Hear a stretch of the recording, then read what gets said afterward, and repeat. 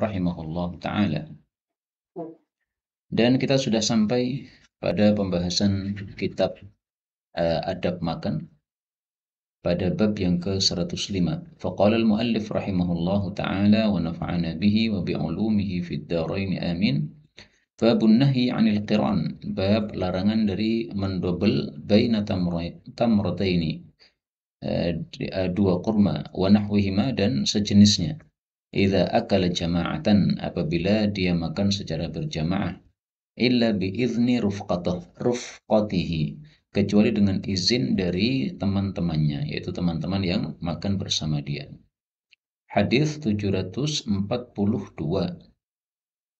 فقال المؤلف بالسند المتصل إليه قال عن جبلة بن سحيم قال أصابنا telah mengenai kami amu sanatin, tahun paceklik, ma'a bin Zubair bersama Ibnu Zubair, maksudnya pada masa khilafah Abdullah bin Zubair yang termasuk sahabat Nabi Sallallahu Alaihi Wasallam. Faruzikna, maka kami pun diberi rizki tamron, korma-korma kering. Wa kana Abdullah bin Umar, dan adalah Abdullah bin Umar radhiyallahu anhuma, yamurru bina, melewati kami, wa nahnu nakul, sementara kami sedang makan. Fayaqul, maka Abdullah bin Umar mengatakan, la tuqarinu, janganlah kalian melakukan qiran, yaitu mendobel. Mendobel maksudnya sekali makan tidak satu kurma, tapi langsung dua kurma atau tiga kurma. Fa inna Nabiya sallallahu alaihi wasallam, karena sesungguhnya Nabi sallallahu alaihi wasallam, naha 'anil iqran, melarang dari mendobel. Thumma yaqulu, kemudian Ibnu Umar mengatakan, illa ay yasta'dzina ar-rajul akhahu, kecuali kalau seseorang itu minta izin kepada saudaranya. Hadis muttafaqun alaih. Kaum muslimin rahimani wa rahimakumullah, hadis ini jelas menunjukkan bahwa kalau kita makan berjamaah, maka dilarang oleh Nabi Shallallahu Alaihi Wasallam untuk memakan dengan cara double untuk makanan-makanan yang biasanya dimakan satu persatu. Seperti misalnya kurma, itu adatnya orang memakan ya satu butir. Nah, maka makan makanan yang seperti itu tidak boleh kita makannya langsung 2 butir atau 3 butir. Kecuali makanan-makanan yang memang cara memakannya adalah dengan didobel 2 atau 3, itu silahkan. Misalnya kacang ya. Kacang itu sekali kita buka isinya 2. Nah, apakah harus kita makan satu persatu? Tidak harus. Karena orang itu biasanya makan kacang tidak seperti itu.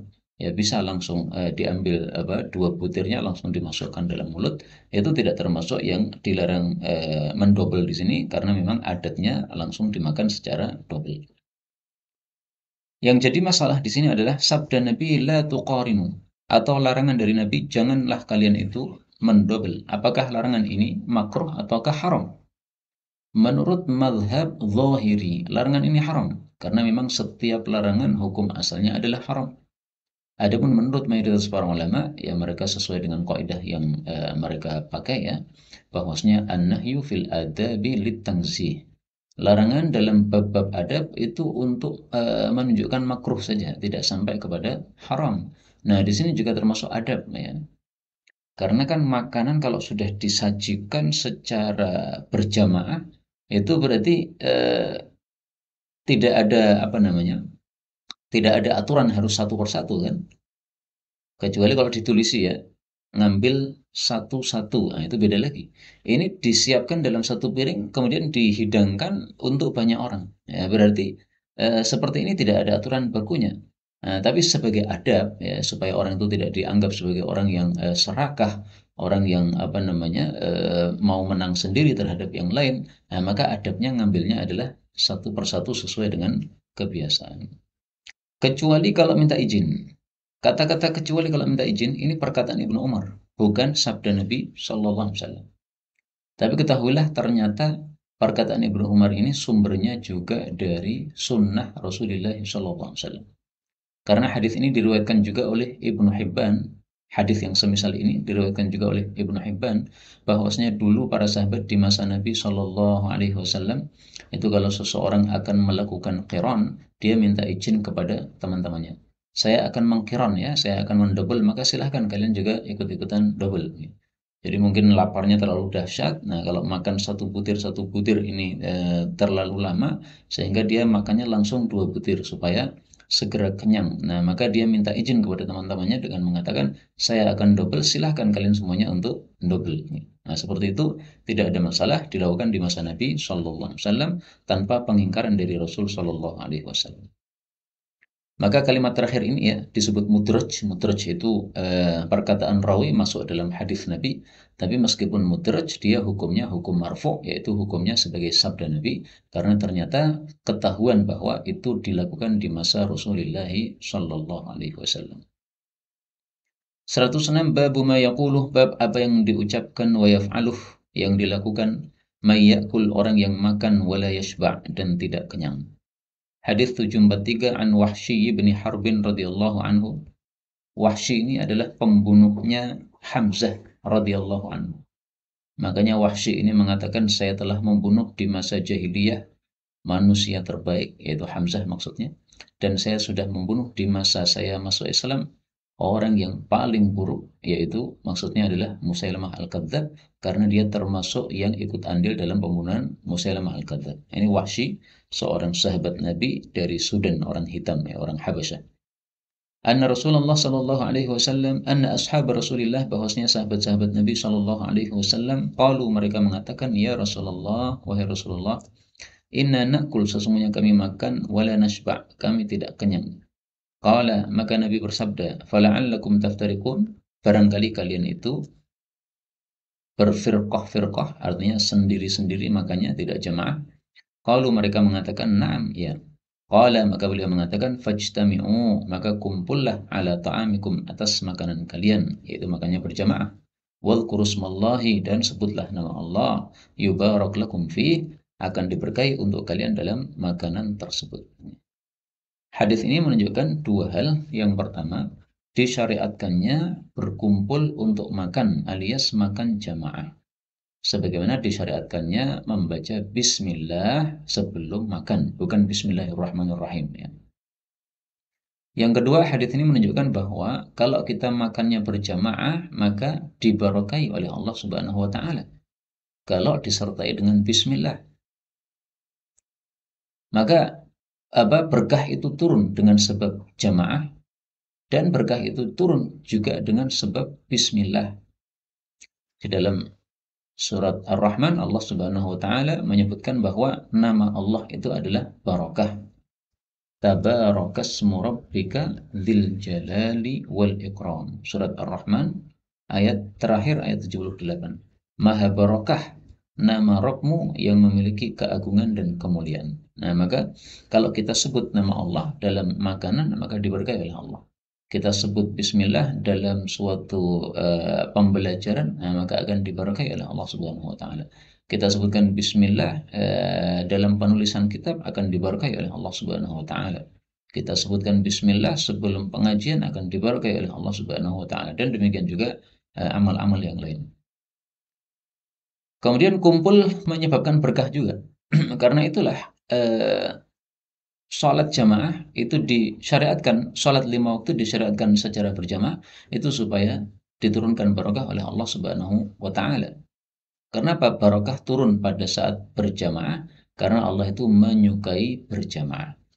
Sebagaimana disebutkan dalam hadis yang sahih, inna rabbaka la ya'jabu minas salati fil jam'i. Inna rabbaka, sesungguhnya Allah Subhanahu wa taala, la ya'jabu, sungguh senang, minas salati fil jam'i, terhadap salat yang dilakukan dalam berjamaah. Hadis riwayat Ahmad sahih. Nah, ketika Allah sudah senang, maka Allah akan turunkan berkah pada sesuatu yang disenangi oleh Allah Subhanahu wa taala tersebut. Karena itulah para ulama katakan ya, disyariatkan salat 5 waktu berjamaah karena hal tersebut, yaitu supaya turun barokah Allah Subhanahu wa taala kepada mereka. Kemudian dari hadis ini juga kita ambil pelajaran bahwa para sahabat Nabi Shallallahu Alaihi Wasallam, kalau ada masalah-masalah yang mereka alami dalam kehidupan, mereka laporkan kepada Rasulullah Shallallahu Alaihi Wasallam, baik itu dalam hal agama maupun dalam hal dunia. Dalam kasus ini masalah dunia, ya, mereka makan kok tidak kenyang. Dan ini meskipun masalah dunia, ini bisa mengganggu masalah agama.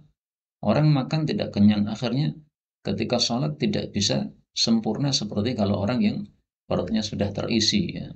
Salatnya jadi tidak bisa lama, tidak bisa khusyuk karena merasa kelaparan. Nah, mereka laporkan kepada Nabi SAW. Nah, sekarang Nabi sudah wafat. Kita umat Islam kalau memiliki masalah, lapornya kepada siapa? Tentu saja kepada pewaris para nabi, warathatul anbiya, yaitu adalah para ulama kita, rahimahumullah ta'ala. Karena para ulama ini, mereka mewarisi ilmunya Nabi SAW. Nabi wafat itu kan tidak meninggalkan warisan duit ya, tapi warisannya ilmu. Nah, maka otomatis kita memiliki masalah, penyelesaiannya adalah dengan ilmu warisan baginda Rasulullah SAW. Demikian semestinya. Bab 107, babul amri bil akal, bab perintah untuk makan min janibil qas'ah, dari samping atau tepi wadah, wan nahyi anil akli min wasliha, dan larangan dari makan dari bagian tengahnya wadah. Fihi, di dalam bab ini, qauluhu sallallahu alaihi wasallam, ada sabda Nabi sallallahu alaihi wasallam, wa kul mimma yalika, makanlah apa yang dekat pada engkau. Hadis muttafaqun alaih, kama sabaqa, sebagaimana sudah lewat, bahkan sudah lewat 2 kali ya dalam bab-bab yang sebelumnya. Hadis 744, wa an Ibni Abbas radhiyallahu anhuma anin Nabi sallallahu alaihi wasallam qala, al barakatu, berkah itu, tanzilu, turun, wasat ta'am, pada bagian tengahnya makanan. Fakulu min hafataihi, maka makanlah dari kedua tepi makanan. Wala ta'kulu min wasatihi, dan janganlah kalian makan dari bagian tengahnya makanan. Rawahu Abu Daud wa Tirmidzi wa qala haditsun hasanun sahih. Hadis ini menunjukkan bahwasanya makanan itu akan dituruni barokah di bagian tengahnya. Dan itulah sebabnya kita tidak boleh makan langsung dari tengah. Karena kalau kita makan langsung dari tengah, maka barokahnya langsung habis. Tetapi kalau kita biarkan barokah itu turun dari tengah, kemudian kita ambil dari tepi-tepinya, maka semua dari area makan tadi akan terkena barokah. Barokah turun dari tengah, kemudian akan menyebar kepada semua makanan tersebut. Nah, kalau kita ambil dari tepi-tepinya, maka semuanya akan mendapatkan barokah. Kita mendapatkan barokah dari makan tersebut. Nah, mungkin ada yang bertanya, terus kalau ada barokahnya, apa sih efeknya dengan makanan kita? Ya, efeknya tadi ya, dengan sebab barokah, maka makan jadi kenyang. Dengan sebab barokah, sedikit jadi mencukupi. Ya, sebagaimana dalam hadis yang lain, Rasulullah Shallallahu Alaihi Wasallam bersabda, "Ta'amul itsnin kafith thalatha." Makanan 2 orang cukup untuk 3 orang.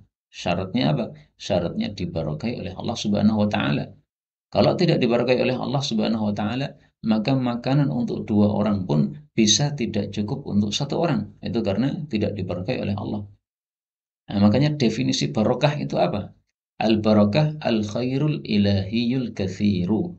Ini perkataan guru kami, Syekh Maftuhin Saleh An-Nadwi, rahimahullah ta'ala, ya, seorang kiai dari Lamongan yang sudah wafat. Beliau mengatakan berkah itu adalah kebaikan yang bersumber dari ilahi, dari Allah Subhanahu wa taala, yang bersifat banyak kebaikan tersebut. Dalam kitab yang lain disebutkan barokah yang banyak dan berkesinambungan ya. Jadi kalau banyak saja tapi tidak berkesinambungan ya kurang barokah. Kesinambungan tapi sedikit ya kurang barokah ya. Barokah adalah kebaikannya banyak dan kebaikannya berkesinambungan. Tapi kebaikan tersebut sumbernya dari Allah Subhanahu wa taala. Karena itu tidak semua yang banyak itu barokah ya.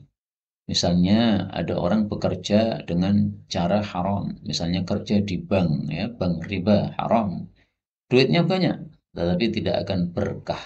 Kenapa tidak akan berkah? Karena kebaikannya tidak muncul dari Allah Subhanahu wa taala ya. Duit yang banyak tadi bukan muncul dari Allah Subhanahu wa taala. Tidak sesuatu yang diridai oleh Allah Subhanahu wa taala, tapi itu dari setan, sehingga tidak akan ada kebaikan yang banyak di situ. Dan betapa banyak pengakuan orang-orang yang mengatakan, saya dulu kerja di bank, duit saya banyak, tapi nggak ada wujudnya. Rumah masih ngontrak juga, kalaupun punya rumah, rumahnya tidak seberapa. Tapi begitu dia sudah tinggalkan ribanya, maka justru malah diberkahi oleh Allah Subhanahu wa taala. Bisa punya tabungan, bisa beli rumah tanpa utang, bisa beli mobil tanpa utang. Gara-gara apa? Meninggalkan ribanya tersebut, sehingga malah diberkahi oleh Allah Subhanahu wa taala. 745, wa an Abdullah bin Busrin radhiyallahu anhu qala, Abdullah bin Busir ini termasuk sahabat-sahabat Nabi Shallallahu Alaihi Wasallam yang sholat menghadap dua kiblat, ya, dua kiblat yaitu ke arah Baitul Maqdis itu di awal-awal Islam, kemudian berbalik 180 derajat yaitu menghadapnya ke arah kota Mekah, ya, ke arah Ka'bah. Nah, Abdullah bin Busur ini qala dia mengatakan kana din Nabi sallallahu alaihi wasallam adalah Nabi sallallahu alaihi wasallam memiliki qas'atun satu wadah makanan yuqalu lahal ghurra yang disebut ghurra. Ini menunjukkan bahwa wadah-wadah makanan di masa Nabi sallallahu alaihi wasallam itu ada nama-namanya. Bahkan pedang Nabi itu juga ada namanya. Ada pedang bernama Dzulfiqar.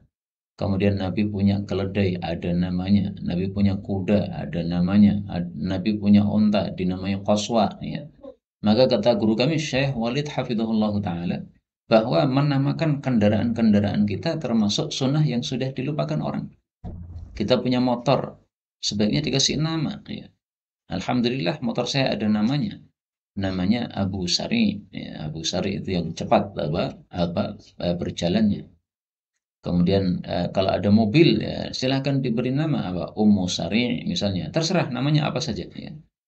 Yang penting nama-nama yang baik ya disebut Buraq atau nama yang lain silahkan. Nah, ini namanya Gharra. Gharra itu artinya secara bahasa adalah yang putih atau yang nafis. Nafis itu yang istimewa. Ya. Nah, maka apa namanya wadahnya Nabi ini disebut ghorra ini tampaknya karena dia wadah yang istimewa, banyak orang yang suka karena besarnya wadah tadi sehingga mencukupi untuk makan jamaah banyak orang. Besarnya seberapa? Yahmiluha arba'atu rijal. Memikulnya 4 orang laki-laki dewasa. Nah, ini berarti besar ya. Jadi tidak bisa dipikul 2 orang, harus dipikul 4 orang. Itu tampaknya maksudnya kalau ada isinya. Falamma adhau maka tatkala mereka masuk waktu duha, wasajadu duha dan mereka sudah sholat duha. Ini menunjukkan bahwa para sahabat biasa sholat duha. Utiya bitil qalqas'ah maka didatangkanlah wadah makan tersebut. Yakni waqad furida fiha telah dibuat makanan tharid di dalamnya. Tharid itu adalah roti yang diremuk kemudian dicampuri dengan kuah daging, itu tharid. Tharid sendiri artinya adalah remuan. Jadi roti ketika sudah kita remuk, maka mudah sekali untuk dimakan ya daripada masih utuh. Kemudian dicampur atau diberi kuah daging, lebih lezat lagi. Faltafu 'alaiha maka mereka pun berkerumun terhadapnya, berarti makan jamaah. Falamma kathuru maka tatkala mereka banyak jumlah mereka, jatha Rasulullah sallallahu alaihi wasallam berlututlah Rasul sallallahu alaihi wasallam. Berlutut itu artinya lututnya menempel ke tanah, duduk lututnya menempel ke tanah. Kemudian pantatnya duduk di atas di atas telapak kaki. Jadi posisinya seperti posisi orang yang sedang sholat pada posisi duduk di antara dua sujud. Itu posisi jatha. Maka lututnya di depan nempel ke tanah, kemudian pantatnya di atas tumit atau di atas telapak kaki. Faqala Arabiyun maka berkatalah orang Arab Badui, ma hadhil jilsah, duduk model apa seperti ini ya. Orang duduk kok seperti ini, ngecil, nyempit gitu ya. Dan ini menunjukkan bahwa disunahkan kita duduk seperti ini apabila jamaah makannya orang banyak supaya cukup untuk mengelilingi wadah tadi. Karena kalau kita duduknya bersila otomatis memerlukan tempat yang banyak sehingga tidak cukup untuk orang lain. Kalau orangnya sedikit silahkan makan dengan duduk bersila, nggak ada masalah. Tapi begitu orangnya banyak, maka hendaklah kita sempitkan posisi duduk kita. Qala Rasulullah sallallahu alaihi wasallam, Rasulullah pun menjawab, Inna Allah ja'alani abdan karima. Sesungguhnya Allah menjadikan saya seorang hamba yang dermawan. Walam yaj'alni jabbaran anida. Dan Allah tidak menjadikan saya sebagai orang yang jabbar. Jabbar itu orang yang suka memaksa. Anidan itu pembangkang yang suka menolak kebenaran. Thumma qala Rasulullah sallallahu alaihi wasallam, kemudian Rasulullah bersabda, "Kulu min hawalaiha." Makanlah dari tepi-tepinya, wada'u dirwataha dan biarkanlah bagian ujungnya, yubarak fiha, niscaya akan diberkahi padanya. Hadits diriwayatkan oleh Abu Dawud dengan sanad yang baik. Kemudian kata-kata dirwah ini dijelaskan oleh Imam Nawawi yaitu a'laha, bagian atasnya, bikasri dzali wa dhammiha. dengan zal yang dikasrah maupun dhammah. Jadi boleh dzirwataha, boleh juga dzurwataha, semuanya sama maknanya, tidak berubah. Kaum muslimin rahimani wa rahimakumullah. Hadis ini menunjukkan perintah makan dari tepi kalau makannya berjamaah. Demikian juga perintah untuk membiarkan bagian tengahnya. Bagian tengahnya atau bagian apa namanya? Bagian apa namanya? Bagian atasnya. Kenapa? Karena berkah turun dari atas. Sehingga ketika dibiarkan bagian atasnya nanti akan menyeluruh berkah tersebut kepada seluruh makanan tadi. Tapi kalau langsung kita ambil bagian tengahnya, ya sudah habislah berkah tersebut, sehingga yang lain-lainnya tidak akan mendapatkan berkah tadi. Nah, perintah ini perintah wajib atau perintah sunnah diperselisihkan oleh para ulama. Menurut Imam Nawawi ini hanya perintah sunnah. Tetapi nas dari Imam Syafi'i rahimahullah di dalam Kitabul bahwasanya ini adalah perintah yang wajib. Dengan kata lain, kalau dia melanggarnya, dia berdosa. Maka kata Imam Syafi'i dalam kitab kalau seseorang makan tidak dari bagian pinggir, tapi malah dari bagian tengahnya, maka dia athima. Dia berdosa kalau mengetahui larangan dari Rasulullah SAW. Berarti larangan dalam hadis ini adalah haram menurut Imam Syafi'i rahimahullah. Dengan kata lain, perintah dalam hadis ini adalah perintah yang wajib, ya. Perintah untuk makan dari tepi adalah wajib, larangan untuk mengambil langsung dari bagian tengah adalah haram. Karena itu apa yang dilakukan oleh orang-orang, ya, potong tumpeng itu menurut saya wallahu alam bishawab tidak sesuai dengan sunnah Nabi Sallallahu Alaihi Wasallam. Potong tumpeng kan diambil dari atasnya itu. Semestinya ngambilnya itu dari tengahnya dulu, apa dari pinggirnya dulu. Nah, atasnya itu dibiarkan nanti terakhir. Nah, maka tolong orang-orang yang melakukan seperti itu perhatikan sabda Nabi Shallallahu Alaihi Wasallam. Kemudian perhatikan juga penjelasan para ulama kita, terutama kalian yang berpendapat atau mengakui sebagai bermadhab Syafi'i. Nah, itulah perkataan Imam Panjenengan Imam Syafi'i rahimahullah taala, yaitu haram kata beliau atau berdosa kata beliau kalau nekat mengambil dari tengah padahal mengetahui larangan dari Nabi Shallallahu Alaihi Wasallam. Bab terakhir nih, bab 108, bab karahiyatil akli muttaqi'a. Bab di makruhkannya makan secara bersandar. Hadis 746. Wa an Abi Juhaifata Wahb bin Abdullah radhiyallahu anhu qala qala Rasulullah sallallahu alaihi wasallam la akulu, aku tidak makan muttaqi'an dengan bersandar. Rawahul Bukhari, diriwayatkan oleh Bukhari. Hadis ini menunjukkan makruhnya makan dengan bersandar. Tidak sampai haram, ya. Kenapa? Dua alasan. Pertama, karena di sini Nabi tidak melarang. Beliau hanya mengatakan saya tidak mau makan bersandar. Jadi Nabi menghindarinya, bukan berarti Nabi melarangnya.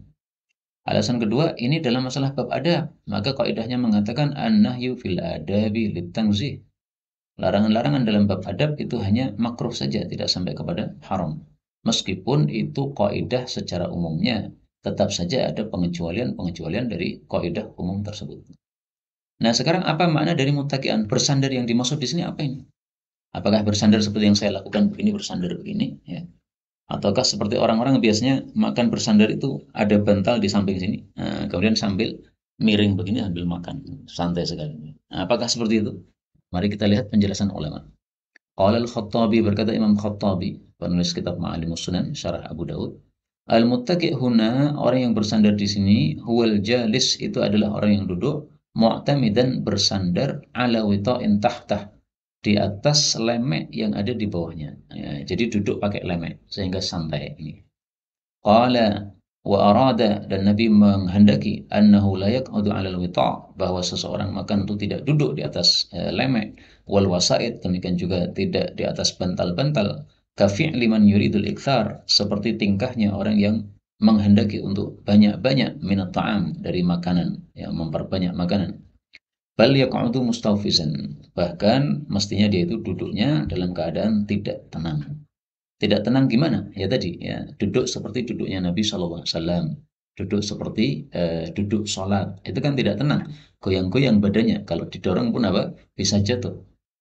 Atau duduk dengan duduk di atas telapak kaki kiri, kemudian kaki kanannya diberdirikan. Nah, itu juga duduk yang tidak tenang seperti itu. La mustautian, tidak dengan berlemek. Wa ya'kulu bulghatan, dan dia memakan sedikit saja sesuai keperluan. Jadi tidak memperbanyak makan. Hadza kalamul Khattabi. Inilah pendapatnya Imam Al-Khattabi. Wa asyara ghairuhu, dan menunjuk selain Imam Khattabi ila anal muttaqi, bahwasanya orang yang bersandar itu adalah huwal ma'il ala jambih, orang yang miring pada sampingnya. Seperti yang saya gambarkan tadi ya. Orang Arab biasanya kalau duduk itu di sampingnya ada bantal kanan atau kiri. Nah, dia sambil bersandar sama bantalnya sambil makan-makan, santai sekali. Nah, kenapa kok dilarang seperti itu? Itu karena menyerupai perbuatan orang-orang yang sombong, orang-orang yang diktator, para raja-raja pada saat tersebut ya. Mereka sombongnya mereka itu sehingga ketika makan itu mereka tampakkan kekayaan mereka atau kemewahan mereka sehingga makannya dalam bentuk seperti itu. Nah, kalau Rasul tidak. Rasul memakannya itu beliau tampakkan ketawaduan, ya. Duduknya lesehan di tanah. Kemudian duduknya duduk yang menyempit tadi kalau memang banyak orangnya. Sehingga menunjukkan bahwa beliau sama sekali tidak ingin makan banyak, tidak ingin menguasai makanan yang ada di depannya, tidak. Tapi makannya ya sesuai dengan keperluan. Jadi banyak atau sedikit yang ada di depan kita itu makannya tidak berubah ya. Maksudnya makannya tidak memenuhi hasrat atau nafsunya, tapi hanya sekedar untuk memenuhi keperluan saja. Jadi bukan memenuhi keinginan, tapi memenuhi keperluan atau kebutuhan. Itu yang dilakukan oleh baginda Rasulullah Sallallahu Alaihi Wasallam. Hadis terakhir pada pertemuan kali ini 747, wa an Anas radhiyallahu anhu qala, ra'aitu Rasulullah sallallahu alaihi wasallam jalisan. Aku melihat Nabi duduk. Muq'iyan, dalam keadaan iq'a, ya'kulu tamran, beliau makan kurma. Rawahu Muslim, diriwayatkan oleh Imam Muslim. Kemudian dijelaskan oleh Imam Nawawi apa maksudnya iq'a itu. Al-muq'i, duduk iq'a, huwa alladhi, itulah orang yang yulsiku al-yadayhi bil ardi, menempelkan kedua pantatnya pada tanah. Ya, jadi duduk, pantatnya nempel di tanah. Wa yumsibu saqaihi, dan dia menegakkan kedua betisnya. Jadi prakteknya ya seperti ini. Nah, begini. Ini duduk iq'a. Ini betisnya berdiri, kemudian pantatnya duduk. Kalau orang-orang Arab kadang-kadang duduknya dengan begini ya, sambil santai begini. Nah, Nabi makan dalam kondisi begini, dalam kondisi iq'a. Nah, kondisi iq'a seperti ini menyebabkan makannya tidak bisa banyak. Berbeda kalau orang makannya ya, bersandar begini, nah, maka akan terbuka perutnya sehingga bisa makan banyak. Nabi tidak seperti itu. Nah, inilah kaum muslimin rahimani wa rahimakumullah yang dapat kita pelajari dari hadis-hadis yang ada. Kesimpulannya adalah bahwasanya dalam makan pun ada adab-adabnya, dan bahwasanya Islam ini mengajarkan kepada kita supaya kita makan dengan adab-adab Islam sehingga kita mendapatkan kebaikan yang banyak dari makan tersebut. Dengan sebab makan kita mendapatkan pahala karena menyebutkan bismillah dan sebagainya. Dengan sebab makan kita mendapatkan barokah karena mengikuti anjuran-anjuran Nabi Shallallahu Alaihi Wasallam, yaitu makannya berjamaah, yaitu makannya membaca bismillah.